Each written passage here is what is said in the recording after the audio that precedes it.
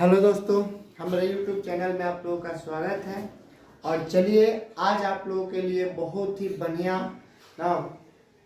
Chapter लेकर आया हूँ जो आपको एक एग्जाम के लिए नहीं अपितु जितने भी आप लोगों के कॉम्पिटिटिव हो या और भी एग्जाम हो उनमें इनसे क्वेश्चन पूछे जाते हैं। लेकिन ये स्पेशल जो वीडियो है ये केवल और केवल 9th क्लास का है जो लेसन 1 से शुरू करने वाले हैं। ठीक है, तो हम लोग जानेंगे कोशिका के बारे में। तो देखिए, सेल जो है, कोशिका जो है वह पूरे मनुष्य हो या पादप जगत हो, सभी जगत में आप लोगों को देखने को मिलता है कि बेसिक यूनिट माना जाता है। क्योंकि किसी भी शरीर का जो वृद्धि जनन विकास होता है वह एक सेल के माध्यम से यानी एक कोशिका के माध्यम से ही होता है। तो आज हम लोग कोशिका के कुछ बेसिक चीजों को जानेंगे और इसके नेक्स्ट वाले वीडियो में आप लोगों को कोशिका को डिटेल में समझाने का प्रयास करूंगा आप लोगों के सामने। तो आइए थोड़ा सा बेसिक चीजों को पहले हम लोग जान लें। तो देखिए, कोशिका की जो खोज की गई थी, ठीक है, वह एक वैज्ञानिक थे ना। उन वैज्ञानिक का नाम था रॉबर्ट हुक जो 1665 में खोजे थे। बट ये केवल ये खोज किए थे कि कोशिका होती है, लेकिन ये साबित नहीं कर पाए थे कि वह कोशिका जो देखे थे वह कोशिका जीवित है या मृत है। लेकिन इनके बाद एक और वैज्ञानिक है जिनका नाम था लीवेनहॉक। इन वैज्ञानिक ने या इन व्यक्ति के द्वारा 1674 में ना क्या किया गया, जीवित कोशिका की खोज की गई। यानी एक तालाब में देखे, एक तालाब में के पास थे और तालाब के पानी को ये देख रहे थे और तालाब के पानी को लेकर अपने लैब में लेकर आए और लैब में जब लेकर आए तब इन्होंने उस माइक्रोस्कोप से देखा तो उसमें जो सूक्ष्म जीव था वह क्या हो रहा था, चल रहा था। और इससे ये साबित कर पाए कि इसकी कोशिका जो है वह क्या है, जीवित है। इस तरह से ना आपको जीवित कोशिका की खोज लीवेनहॉक को जाता है जिन्होंने 1674 में इस चीज की खोज की। नेक्स्ट चीज पर आते हैं। देखिए, केंद्र की खोज देखिएगा, जब आगे वाले वीडियो में हम चालू करेंगे और बताएंगे तो जब हम सेल पढ़ाएंगे ना तो सेल के अंदर एक केंद्रक होता है। ठीक है, सेल के अंदर एक केंद्रक होता है। ठीक है, एक केंद्रक होता है। इस केंद्रक की खोज जो थी ना पहली बार एक व्यक्ति ने किया और इसका नाम था रॉबर्ट ब्राउन। ठीक है, अब इसको याद कैसे करेंगे इसका भी ट्रिक हम बताएंगे आपको, देखते रहिए। चलिए आगे बता रहे हैं जीव द्रव। देखिएगा, ये जो सेल है इस सेल में बहुत प्रकार के ना ऐसे ऐसे डिटो टाइप के दिखा रहता है जिसे हम लोग द्रव कहते हैं, लिक्विड कहते हैं, प्लाज्मा कहते हैं, ये सब नामों से जाना जाता है। तो इस तरह के जो लिक्विड था इसमें, इस लिक्विड की खोज करने वाले व्यक्ति का नाम था पुरकिंजे।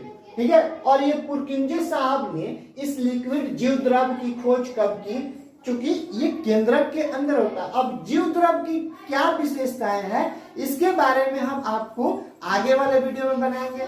तब तक ले आप क्या कीजिएगा, तब तक ले आपको इसको याद करना है। इसके आगे वाले वीडियो में कौन कौन से कोशिका के अंगक है, क्योंकि कोशिका जो है आपको बता दें कि कोशिका जो होती है वह कोशिका के बाद जो होती है, कोशिका के बाद ना आपके शरीर में ऊतक बनते हैं। ठीक है, और ऊतक के बाद आपके शरीर में क्या बनते हैं, अंग बनते हैं, और अंग के बाद आपका अंग तंत्र बनता है। इस तरह से ये सब चीजें सीक्वेंस में होती है। तो जब ये सब चीजें होती है तो एक कोशिका के अंदर, चूंकि हमारे शरीर या कोई भी जीव का शरीर जो बना होता है वह एक कोशिका से मिलकर नहीं बना होता है, अपितु कई खरबों या कई अरबों कोशिकाओं से मिलकर बना होता है, जो आगे चल के हर वीडियो में आपको एक नई जानकारी देते हुए आगे वीडियो लेते चलेंगे।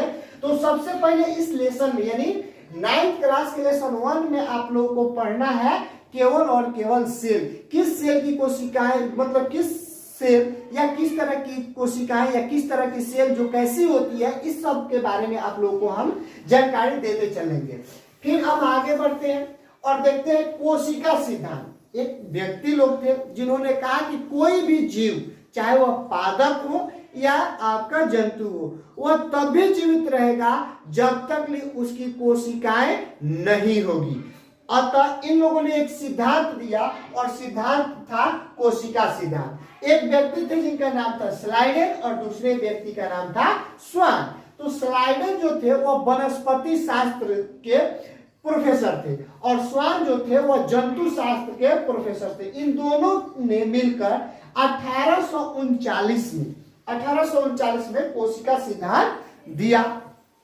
ठीक उसी प्रकार आगे देखते हैं कि एक और व्यक्ति थे जिनका नाम था बिरजू। एक और व्यक्ति थे जिनका नाम था बिरजू, जिन्होंने 1855 में ये कहा कि कोशिका का निर्माण पहले से मौजूद कोशिकाओं के द्वारा होता है। बिल्कुल सही है। जब आप लोग 9th 10th 11th 12th में जाइएगा तो आपको जब फर्टिलाइजेशन पढ़ाई होगा, कोशिका विभाजन पढ़ाई होगा ना, या जनन पढ़ाई होगा, तो उसमें बताया जाएगा कि कैसे पहले से मौजूद कोशिकाएं जो होती हैं वह दर बदर अपने में ना आगे विखंडित होती जाती है और आगे चलकर वही कोशिकाएं बहुत सारे कोशिकाओं को एकत्रित करती है और मिलाती है। उसके बाद में आपको उत्तक बनता है और उत्तक के बाद अंग बनता है और अंग के बाद अंततंत्र बनता है। इस तरह से ये चीजें सीक्वेंस में चलती रहती है। उसके बाद में ये सब चीज देने के बाद आपको एक और चीज जानना होगा और ये चीज जो होगा वह आपको हम बताएंगे कि कोशिका कौन सी छोटी होती है और कौन सी बड़ी होती है। तो अगर हम पूरे दुनिया वर्ल्ड विश्व की बात करें तो विश्व में सबसे छोटी अगर किसी जीव की कोशिका होती है या उस जीव का नाम करें तो उस जीव का नाम होता है प्लूरोनुमोनिया। ये सबसे छोटी आपकी कोशिका होती है, इनकी कोशिका होती है। इनकी कोशिका लगभग 0.1 माइक्रोओम की होती है या माइक्रोमीटर कह लीजिए या माइक्रोओम कह लीजिए। ऐसे चीजों पर ये होती है। अगर आप लोगों से पूछ लिया जाए कि सबसे बड़ी कोशिका किसकी होती है, तो सबसे बड़ी जो कोशिका होती है वह शुतुरमुर्ग की होती है। किसकी होती है?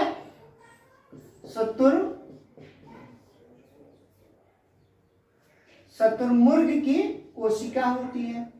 ठीक है, शुतुरमुर्ग की कोशिका सबसे बड़ी होती है। और कौन सी कोशिका? तो अंडे की कोशिका। ठीक है, अंडा जो होता है एक सेल का होता है, इसलिए शुतुरमुर्ग या शुतुरमुर्ग भी बोलते हैं। इसे शुतुरमुर्ग कह लीजिए या शुतुरमुर्ग कह लीजिए। अब आते हैं थोड़ा सा और विस्तार से जानने के लिए।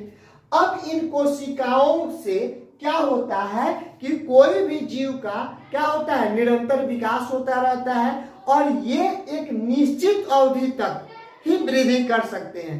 यानी एक नए शोध के अनुसार ये पता लगाया गया है कि कोई भी जीव, यानी मनुष्य की बात कर रहे हैं, ऐसे तो बहुत सारे जीव हैं लेकिन उनमें से हम केवल और केवल मनुष्य की बात कर रहे हैं। तो मनुष्य की कोशिकाएं जो है वह अधिकतम से अधिकतम, न्यूनतम तो कभी भी किसी का डेड हो सकता है, मर सकता है, लेकिन अधिकतम से अधिकतम की बात करें तो मनुष्य की कोशिकाएं जो है वह मिनिमम या मैक्सिमम कह लीजिए तो 125 वर्ष ही क्या होती है, जीवित रह सकती है। ठीक है, अब आपको बता दें कि इसके नेक्स्ट पार्ट में हम बताएंगे कि कोशिका के कौन कौन से अंग होते हैं, उन कोशिकाओं का कौन कौन से कार्य होता है, और पहले बताएंगे कि कोशिकाओं का विभाजन किसके आधार पर किया गया है। ठीक है, तो नेक्स्ट वीडियो के लिए रेडी रहिए। आज के लिए इतना ही। जय हिंद, जय भारत।